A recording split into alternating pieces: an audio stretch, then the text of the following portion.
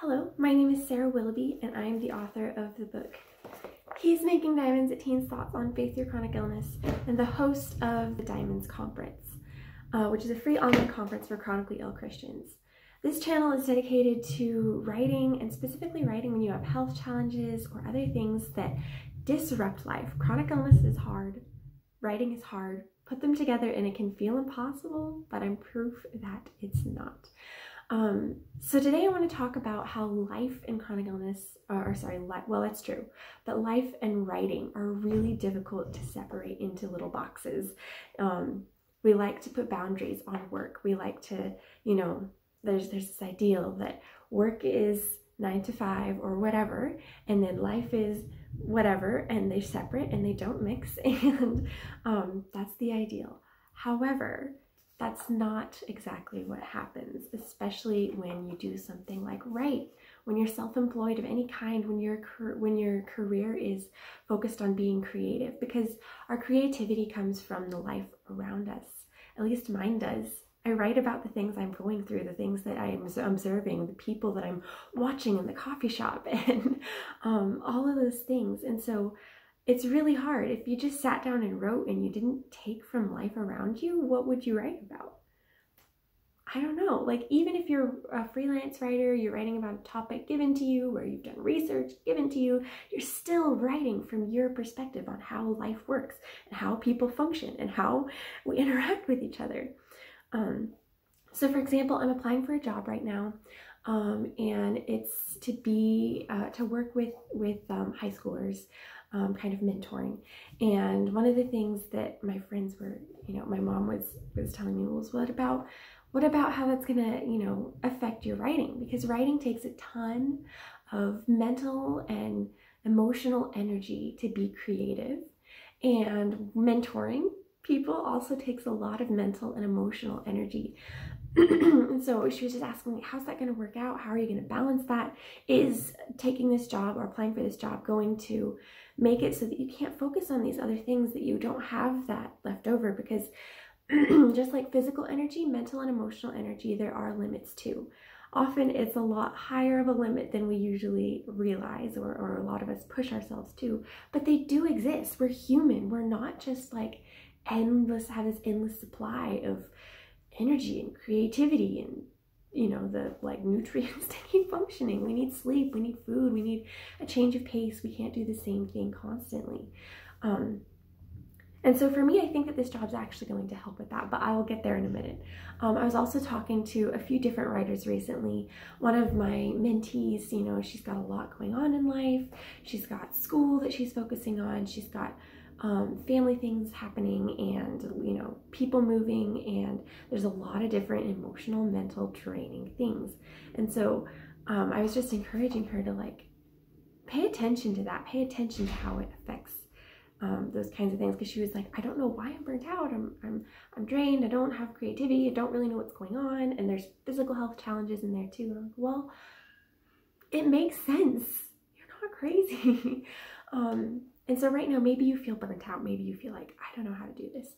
It makes sense. There's reasons that it is. It's not, the answer isn't always just to try harder. Sometimes it is, but a lot of the time, I think that it's to pay attention and then to adjust and adapt based on your personality, based on how you function. So with that said, all of life affects writing. All of it. The relationships, whether you're eating enough, sleeping enough, interacting with people enough, having enough solitude, it all affects writing. It's all interconnected. You can't separate it. And so it's important to find those boundaries, to separate it as you can. For example, I have a cutoff time each night where I'm not going to be working on writing or on conference things or stuff like that, no matter how much I have to do, because there's always more to do when you do a job that's creative, that's self-employed, that's something like writing. There's always more to do. So having that cutoff time gives me time to wind down, to read a book, to watch some shows, to hang out with friends, to go to sleep. It used to be that I would just work until I slept, and then that I burnt out. Other things are to to not get totally sucked into the fictional world or to even just into a nonfiction book or a project or article that you don't pay attention to what's around you. For me, I'm an extrovert.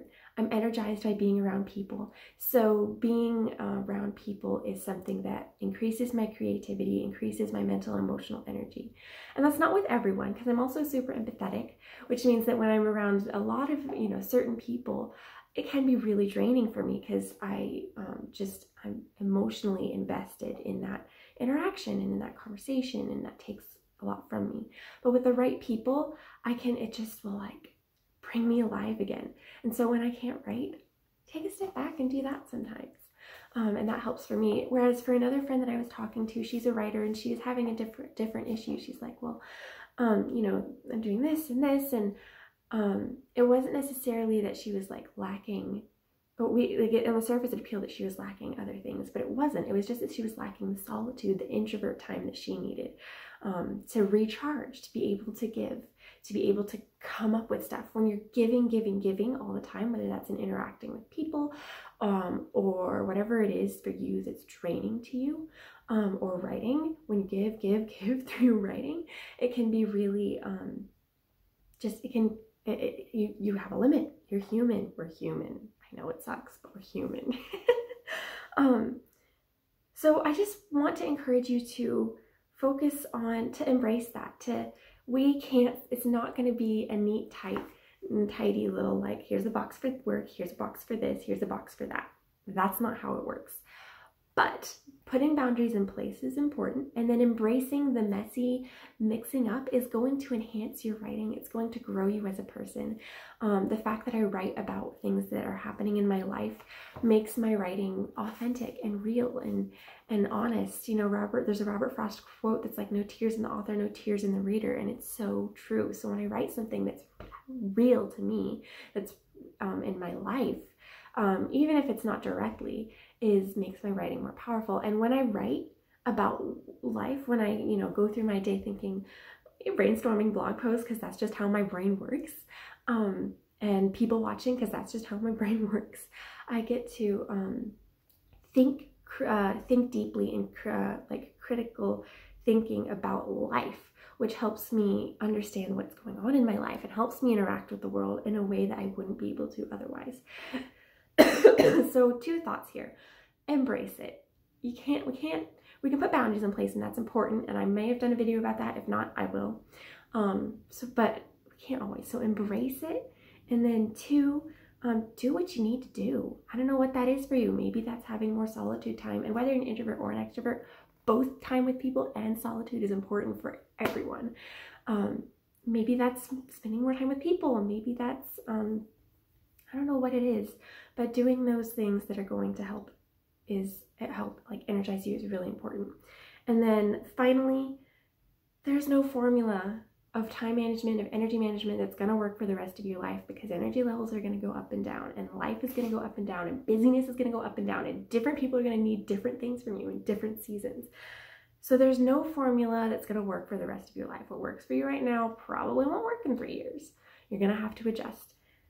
But managing this, figuring it out, is crucial for the rest of your life, especially for your writing. So with that said, I'll see you in the next video. Like this video, comment what you want to see, comment what your boundaries are in writing, what drains you most when it comes to writing, and subscribe so you don't miss any.